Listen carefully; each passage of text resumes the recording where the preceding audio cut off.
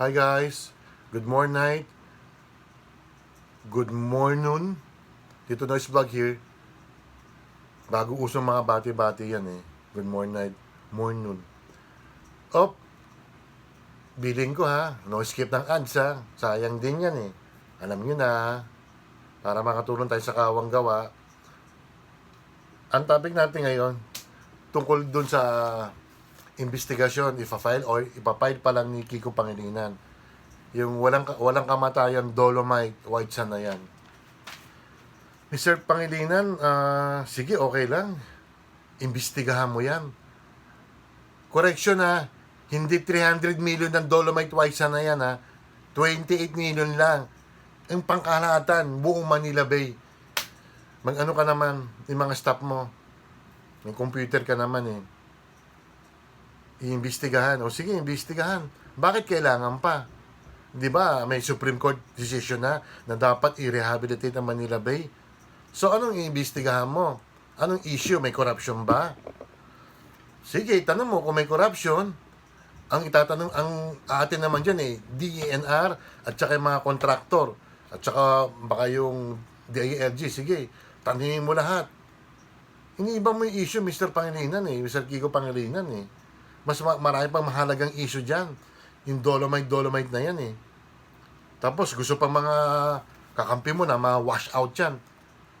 Talagang ma-wash out yan kung talagang super typhoon. Eh, sa awa ng Diyos naman, hindi naman dumaan si Rolly rito. Hindi na wash out. Pero kung sakali ma-wash out yan, papalitan pa rin ng Dolomite yan. May warranty nga eh. Kulit mo, Mr. Pangilinan. Kumbaga sa appliances, ewan ko kung 1 year warranty yan, yan Dolomite na yan. Ewan ko na, makitanong mo na lang doon sa investigasyon mo. Yung sasayahin mo yung pera natin. Nililis mo para ibang mapag-usapan eh. Dolomite na naman eh. Ang pag-usapan natin, yung mga kababaihan, yung mga pinagsamantalaan ng mga taga-bundok. Bakit wala kami naririnig sa inyo? Tingnan mo, nananawagan nitong dating child warrior, bata pa siya. Pinagsamantalaan siya ng mga commander. Bakit wala kami narinig sa iyo? Ang tinatanong mo doon sa may investigasyon isang araw ba yun? Lunes ba yun? O Martes? Yung tukod doon sa red tagging. Di ba? Yung red tagging, okay lang yun. Hindi naman illegal ang leftist saka communist eh. Walang, inuulit ko, hindi illegal yan. Ang illegal yung armed struggle. May narinig ba kami sa inyo, Mr. Kiko Pangilinan, Risa Ontiveros, de Lima, yung mga napapatay ng mga sundalo? May narinig kami sa inyo pag may napapatay na MPA, human rights ang sinasabi nyo. Oh, ay dito wala kami narinig sa inyo yung pinagsamantala, no? Author ka pa naman ng anong tawag doon, yung juvenile justice. Bakit hindi ka nagsasalita? Double standard kayo, Mr. Kiko Pangilinan. Kaya mga kabayan ko decision na yan kung iboboto nyo pa yan sa 2022. Re-electionist si Kiko Risa Ontiveros. Ewan ko na kung si Villanueva kung sasali dyan sa Liberal Party na yan eh. At sana wag na manalo. Mas marami pang magagaling na mga senator to be na kandidato dyan. Yan si Kiko, yung iboboto yan. Na lang yan, dala na yung kay Sharon Cuneta. Pasensya na, yun ang yun ang free speech ko eh, yun ang expression ko eh. Tignan mo, wala kayong sinasabi doon sa mga na pinagsasamantala na babae. Tapos ang antopagin nyo, yung Dolomite na yan, napakatagal ng issue yan. Di ba?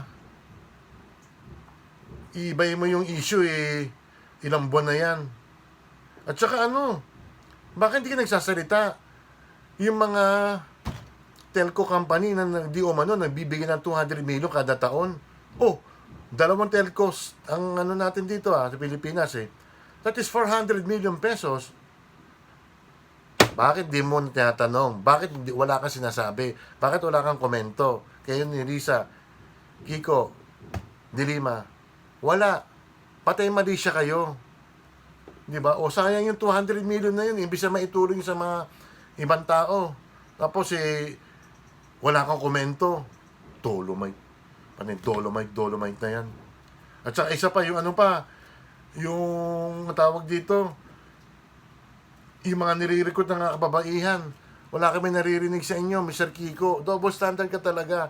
Tignan mo, awang-awa na ako kay Mrs. Lucena. 2 taon nang di nakakapili yung anak niya. Dahil ni-recruit siya. Oh, bakit wala kang sinasabi?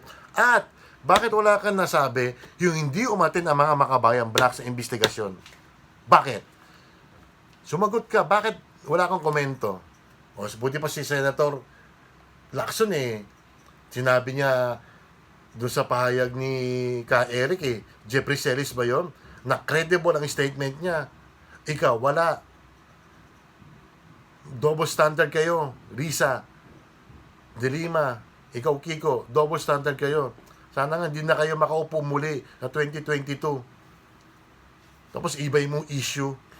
Matalo sana kayo.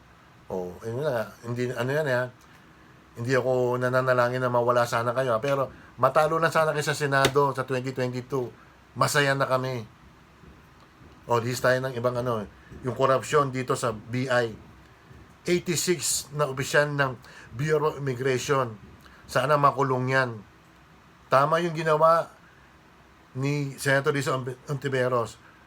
Pag tama naman ang ginagawa ng oposisyon, pinupuri ko naman Pero pag mali, ay titirahin natin. O ito, okay lang yan. Yung pastillas na yan. Kailangan may makulong dyan. Hindi pwedeng makakalaya lang yan. Tingnan mo, security guard, may SUV, may isang opisyal dyan, 44,000 sweldo. Pero may condominium sa Metro Manila. Oh, magkano ba kondo ngayon sa Maynila? Studio type lang mga 4 million, 5 million O, kailangan yan may imbestigahan yan Pangulong Duterte, dapat talaga kumilos ka na ilang buwan ka na lang dito. Isang taon kalahati ka na lang, or 1 year and 9 months, or 8 months. Kailangan may makulong dyan. Hindi pwede pa niya salita lang. Diba? Pero naniniwala man ako sa iyo, Pangulong Duterte, may makukulong talaga. Sa PhilHealth din, kailangan may makulong dyan. Sinuspend nga sila ng 6 months. Yung pera naman nila, milyon, daang milyon. Wala rin. Makakakain pa rin sila. Kailangan may makulong din sa PhilHealth na yan. Hindi pa pwedeng yung suspension lang yan. Hindi pa pwede yan. Yun lang po mga kabayan ko Yung buod ko, tukol kay Kiko, nirelease ang issue. Yan, kila Dilima, kila Risa. Wala silang sinasabi tukol sa mga na pagsamantala naman, kababaihan. Yung mga nire-recruit, wala silang sinasabi. Yung tukol sa BI, kailangan may managot. Sa PhilHealth din, kailangan may managot din. Shoutout muna tayo. Tingnan natin kung masya-shout natin sila lahat Si Jendal, si Jam Truck yan Si Will Sumar, The Gentle Giant. Mas-subscribe kayo sa kanya. Si Logan Habibi. Tim Campio, Mama Bea, Matthew, Hairstyle Barber. Pace Peras, Jeff Vergara, Sepi Sabala, SG, Cheska Santiago, Pete, Angeline, Troy, Robert, Giselle, si Bisera, si Wayne, Mirna, si Mel, Bernie Jimenez sa Cavite, pinsan ko yan, kapatid ng Dowa, si Ewen at saka si Doc Pen, Warriors of Truth, si Matt Reynolds, Jaliyah of Saudi Arabia, hello, Jackie, bigyan mo sa akin yung FB account mo Attorney Badilla, Marica Serrano, Laika Flores ng Taytay, Banatbay, Teacher Rose ng Muntinlupa, Marivic Flores of Canada, Rica Joy Massive, mag-subscribe kayo And then si Balitang Pinoy Showbiz, Drin Junicio, May Alejandrino, Cindy ng Cavite, Barista James Official, si Irene Castro, si Neo Oreo Vlog, si Ryan Loch, and then si Pati, si Lude Reyes, Ronnie Malarde, Edwin Di Guzman, anti-Lakers yan. Si Marintes Padulina, si Ate Isabel, James Gojo, Tita Carmen. Ano ko sa Amerika? Doc JP, Irene, Miguel, Joshua, Ate Noemi, Gigi, Manny, Marky, Danica, at si Ate Oka. And then sino pa ba?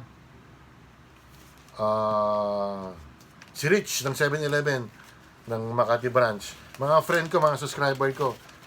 Nina Hag, Jaisel Barrero, Yan Ani, Patricia Grace, Ate Fe Vlog, Rosalie Anuente, si Raxia, Bench TV, Super Inday Channel, Joanna P, The Teacher Traveler, Richie James Vlog, ML Lee, Bel Astria, Lisel Pergis, Noemi Maybach, Pablo Villaseñor, Shujin Lee, Bisaya in Korea, Savannah Sanchez, Golfer Buddy Bambi, Edlin Dagook, Family and Fun Greba, Giselle Ambrosio, MG's TV, Jonabel Armago, Girly B, at saka si A Zontix, si Angian, si Norlin, at saka si Lorraine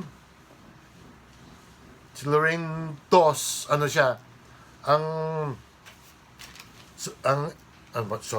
YT niya, YouTube channel, XL Deli. Naku, gaganda ng mga niluluto niya, ang sasarap. Yun lang mga kababayan ko ha. Again, like, subscribe, comment, hit the bell notification para ma-update kayo sa aking mga video. Kung ang video is 10 minutes, at least karahati man lang ha. I-like nyo. Like nyo lang, okay na sa akin. Subscribe ha. Hanggang sa muli, maraming salamat sa inyo. Ingat, ingat. Bye.